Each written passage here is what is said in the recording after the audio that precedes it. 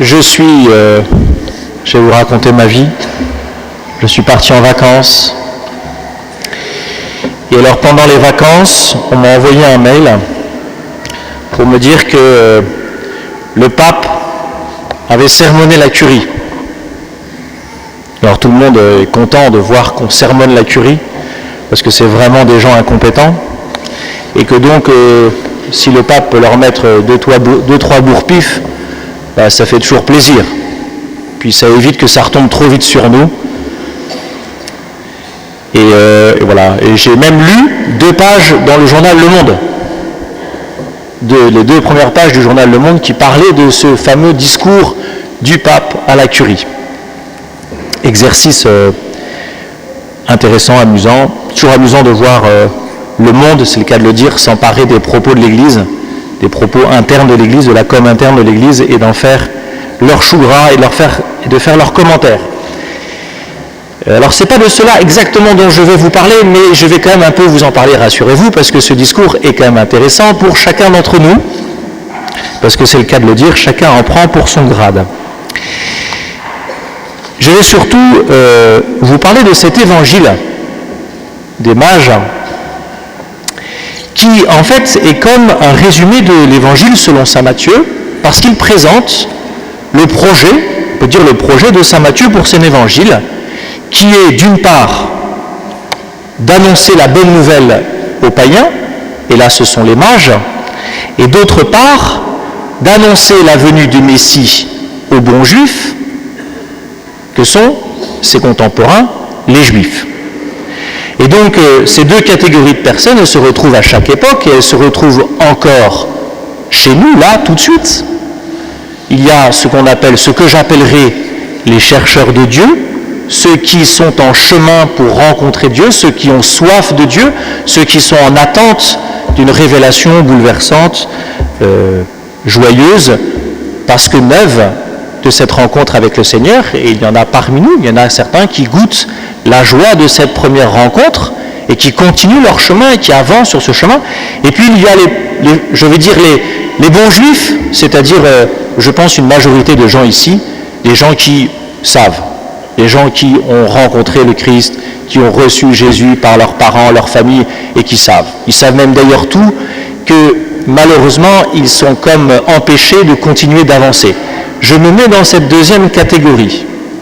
Et je me dis, comme nous sommes au début de l'année 2015, et que c'est les moments des bonnes résolutions, si on en prend toujours, eh bien c'est le moment de se relancer dans cette quête de Dieu. Les bons juifs, je ne les ai pas cités dans le texte, mais ce sont évidemment le peuple de Jérusalem, les docteurs de la loi et les grands prêtres que convoque Hérode, et puis ultimement ce bon vieux Hérode, ce sanguinaire Hérode, roi de Judée. Alors, comment est-ce que comment est-ce que Dieu nous entraîne vers lui ? Quand vous lisez ce texte de saint Matthieu et que vous vous mettez d'une certaine manière à observer, à regarder les mages, vous voyez une première chose, c'est que ce sont des personnes qui se sont mis en route. Et qui se sont mis en route à partir de ce qu'ils sont. Ce sont des chercheurs. Le texte ne dit pas que ce sont des rois. C'est la tradition un peu folklorique qui derrière en a fait des rois. Voilà, Balthazar, Melchior et puis Gaspard. Voilà. Bon, mais ça, c'est pas dans la Bible. Hein. Le texte biblique parle de mages. Et le terme mage vient du livre de Daniel et parle de ces sages d'Orient qui étaient plutôt des astrologues et des gens qui regardaient les étoiles. Ça tombe bien puisqu'ils ont vu une étoile se lever et qu'ils se sont mis en route pour la trouver. Comment est-ce que je peux moi-même le vivre dans ma vie, ou comment est-ce que cette quête de Dieu peut se traduire, cette quête des mages ? Eh bien, il ne s'agit pas d'abord de partir de chez soi, puisque nous avons des obligations, bien que parfois il s'agit de se mettre en pèlerinage pour un week-end ou pour une retraite, mais il s'agit dans son quotidien, tel que nous sommes, avec ce que nous sommes, de nous laisser attirer vers Dieu. Ces mages sont des chercheurs, ce sont des scientifiques d'une certaine manière, qui, à l'aide de leur raison, suscités par le désir de Dieu, suscités par leur curiosité de rencontrer Dieu et de découvrir le monde, se sont mis en route. Mais même si leur quête passe par un voyage physique, concret, ce n'est pas d'abord de ça dont il s'agit quand on parle de mise en route. Il s'agit de se laisser attirer par ce que Dieu nous montre dans nos vies.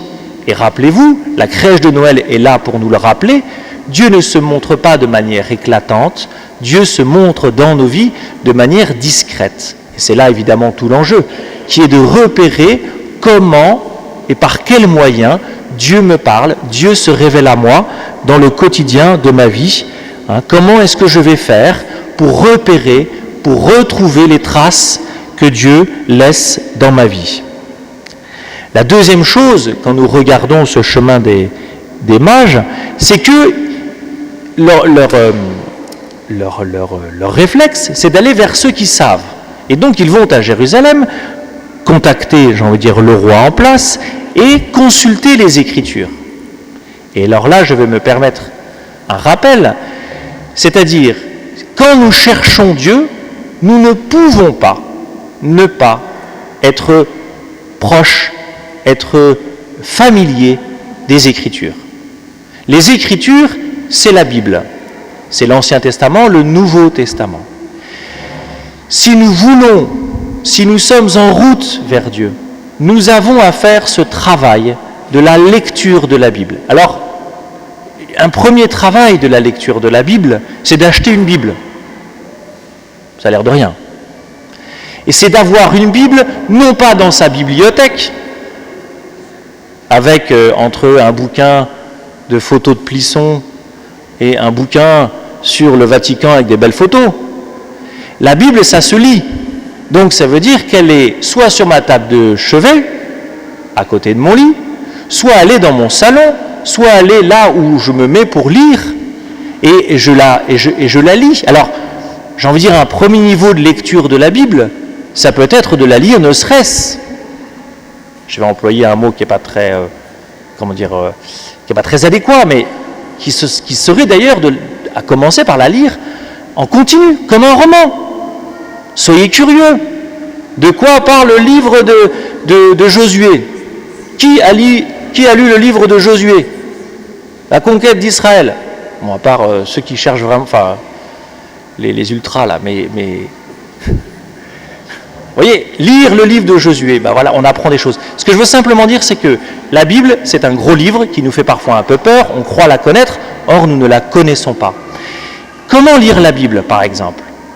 Eh bien, c'est d'avoir une Bible d'une certaine édition, type la Tob, mais en gros format, avec des notes de bas de page bien fournies, qui nous renseignent, qui nous éclairent, et puis, ça c'est un exercice amusant, c'est de repérer, parce que dans ces Bibles-là, vous avez les références d'autres livres. C'est-à-dire que la Bible, c'est toujours un livre qui est relatif à d'autres livres. Quand vous lisez, par exemple, le livre du Deutéronome, c'est une relecture du livre de l'Exode. Et donc, vous allez avoir des références constantes à l'Exode. Eh bien, un petit exercice, c'est quand je lis un livre de la Bible, eh bien, je vais voir, quand je vois une référence dans la marge, je vais lire la citation dont parle l'autre livre. Parce que la Bible a été construite comme une continue relecture des premiers textes. Et donc vous avez des textes qui se retrouvent dans d'autres textes, etc., jusqu'au Nouveau Testament, jusqu'aux évangiles, qui sont truffés de citations de l'Ancien Testament. Et puis, exercice, j'ai envie de dire, suivant ou supplémentaire, qui est de prier avec une Bible. C'est-à-dire, je me promène, j'ai envie de dire, dans ma vie de tous les jours avec une petite Bible, et quand je m'arrête pour prier, eh bien, je prends un texte de l'Écriture, ça peut être l'Évangile du jour, mais ça peut être aussi un livre que je lis en continu, que je médite, ou alors, carrément, une citation que je prends au hasard en ouvrant ma Bible. Rappelez-vous toujours, il y a deux citations qui sont intéressantes pour nous rappeler que la Bible est importante, c'est celle de Saint Jérôme qui dit « Qui ignore les Écritures ignore le Christ ». Je répète, « Qui ignore les Écritures ignore le Christ ». C'est extrêmement fort. Et la deuxième, c'est Jésus qui, dans la parabole du mauvais riche et du pauvre Lazare, dit ou fait dire à Abraham, quand le mauvais riche dit « mais j'aimerais bien que mes frères, moi aussi, évitent ce lieu où je suis », Abraham dit « ils ont Moïse et les prophètes ». Ça signifie « ils ont les Écritures ». Et puis, troisième moyen de s'approcher de Dieu que nous montrent les mages, eh bien, c'est d'offrir quelque chose à Dieu. J'ai envie de dire, c'est l'étape suivante, c'est de passer en mode sacrifice. Le sacrifice, ça fait partie de la religion chrétienne. Alors nous, on n'aime pas trop ça, on a un peu de mal avec ça, mais le sacrifice, c'est d'accepter de renoncer à certaines choses pour Dieu et par amour de Dieu.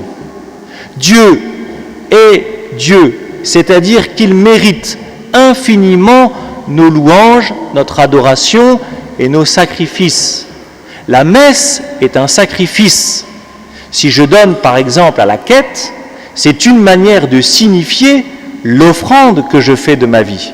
Et comme on a toujours l'argent c'est important, me direz-vous, eh bien on donne pas grand-chose, mais on donne cet argent en signe du sacrifice que nous faisons, du sacrifice intérieur que nous faisons à Dieu.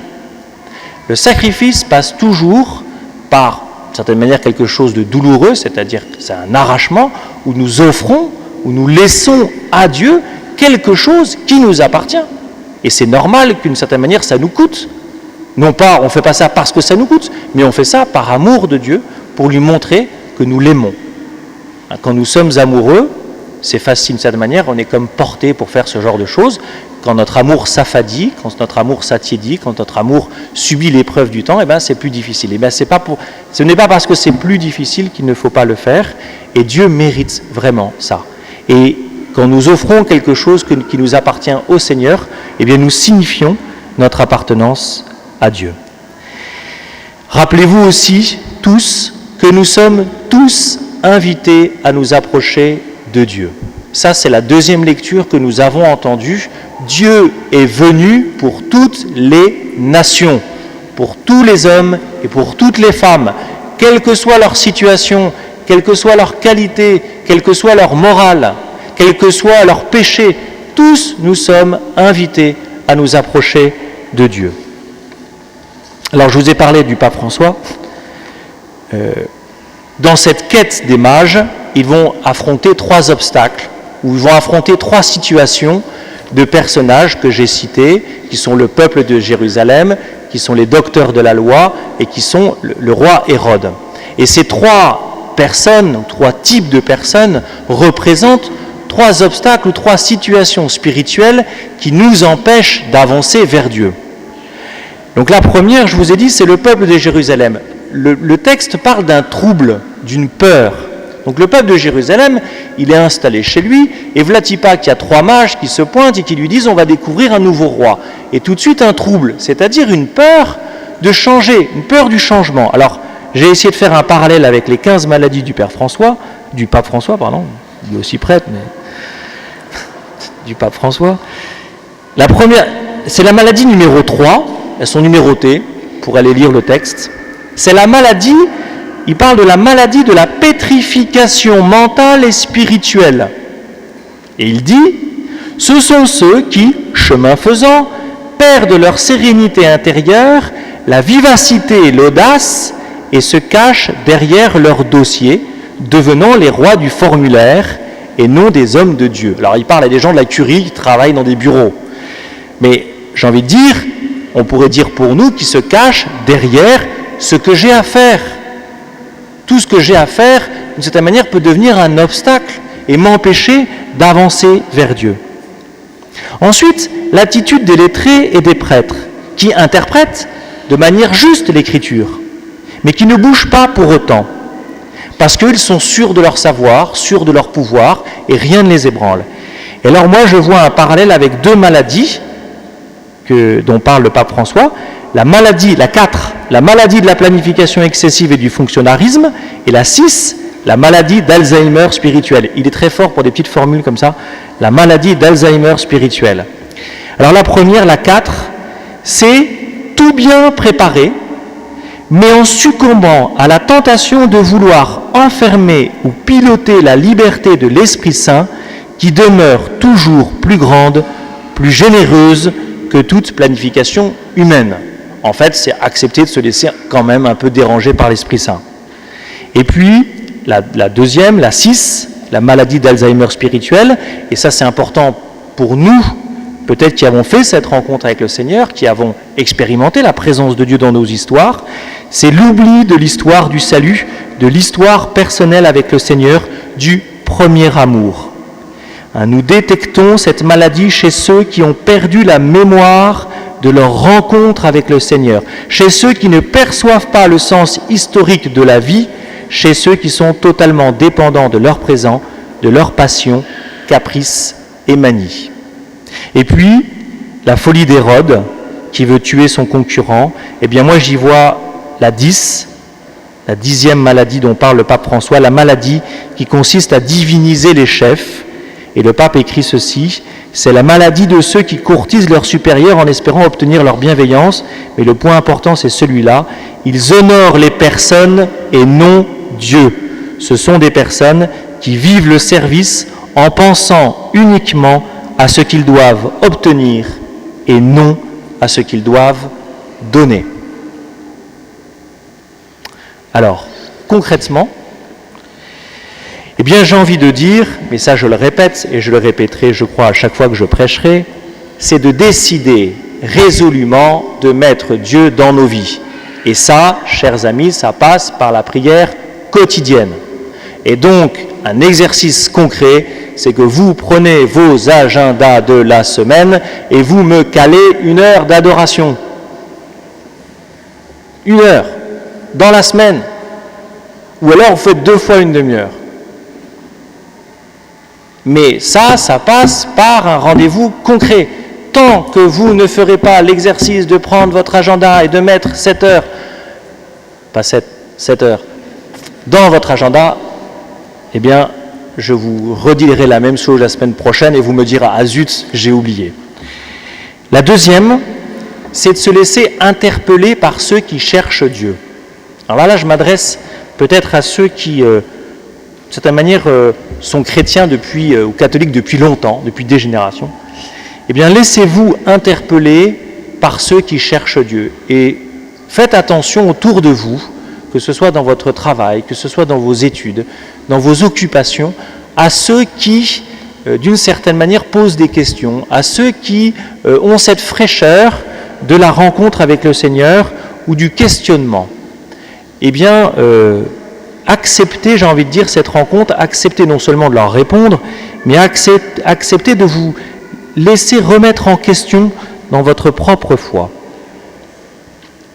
Voilà, approcher de Jésus, comme dit l'Écriture, comme dit le texte que nous avons entendu, c'est goûter la joie profonde du cœur, cette joie que les mages ont connue, cette joie de la rencontre, de la proximité de Jésus. Alors demandons au Seigneur, au cours de cette semaine, eh bien peut-être de goûter cette joie de la proximité de Jésus. Amen.